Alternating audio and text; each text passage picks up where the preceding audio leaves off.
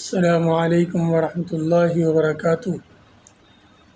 سود اسلام میں لینا اور دینا دونوں منع ہیں، لیکن آج مسلمان سودی کاروبار میں ایسے ڈوبے ہوئے ہیں کہ اس کو ناجائز ہی نہیں سمجھتے۔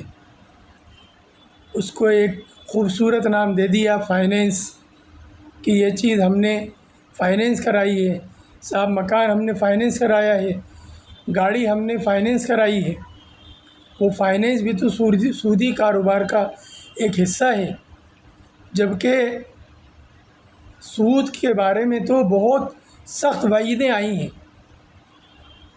کہ اللہ تعالیٰ ارشاد فرما رہے ہیں فَإِن لَّمْ تَفْعَلُوا فَأْذَنُوا بِحَرْبٍ مِّنَ اللَّهِ وَرَسُولِهِ، کہ سود کے بارے میں اللہ تعالیٰ فرما رہے ہیں کہ اگر تم اس سودی کاروبار سے باز نہ آئے تو پھر اللہ اور اس کے رسول سے جنگ کرنے کے لیے تیار ہو جاؤ۔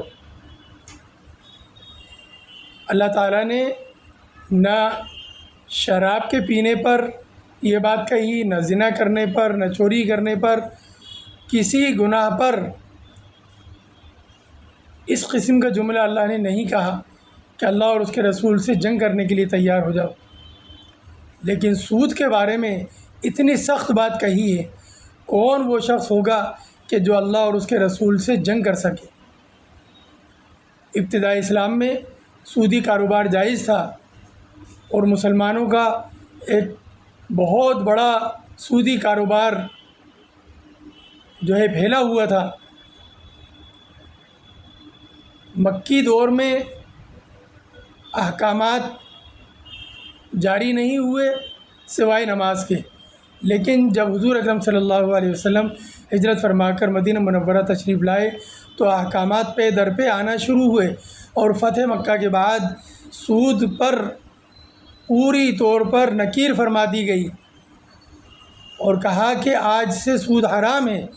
اور اللہ کے نبی صلی اللہ علیہ وسلم نے فرمایا کہ میں اپنے چچا حضرت عباس کا سودی کاروبار منقطع کرتا ہوں، وہ سود جو عوام میں پھیلا ہوا ہے اس کو میں معاف کرتا ہوں، کہ وہ اصل رقم لینے کے حقدار ہیں، سودی رقم ان کے لیے اب حرام ہے، اور ہر ایک کے لیے حرام ہے۔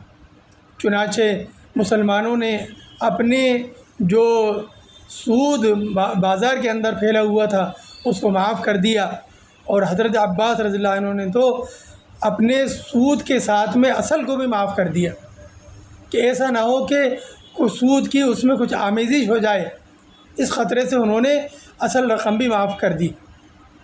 لیکن محترم دوستوں بزرگوں، آج ہم جائزہ لیں تو ہمارے معاشرے کے اندر سود بیاز اس تیزی سے پھیلا ہوا ہے کہ شاید ہی کوئی گھر ایسا ہو جو اس لعنت سے اور اس گناہ سے خالی ہو۔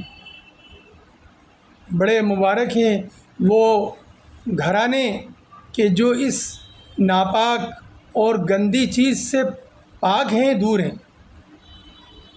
تو یہ بڑی سخت چیز ہے، یہ سودی کاروبار کا کرنا، لینا اور دینا، چاہے وہ فائنینس کی شکل میں ہو۔ آج ہم سمجھتے ہیں کہ فائنینس جو ہے وہ جائز ہے، فائنینس کرا لینا چیز کا وہ گناہ کی بات نہیں ہے، یہ بھی اسی کا ایک حصہ ہے۔ اور یہ تو یہودیوں کا شعار تھا، سود کا لینا دینا، اور آج بھی یہودیوں کے ہاتھ میں ہے۔ مسلمانوں کو تو اس سے بہت دور دور تک واسطہ نہیں ہونا چاہیے تھا، جائے کہ آج مسلمان بھی اس میں پوری طرح ڈوبے ہوئے ہیں۔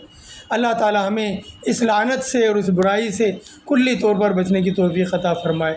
السلام علیکم ورحمۃ اللہ وبرکاتہ۔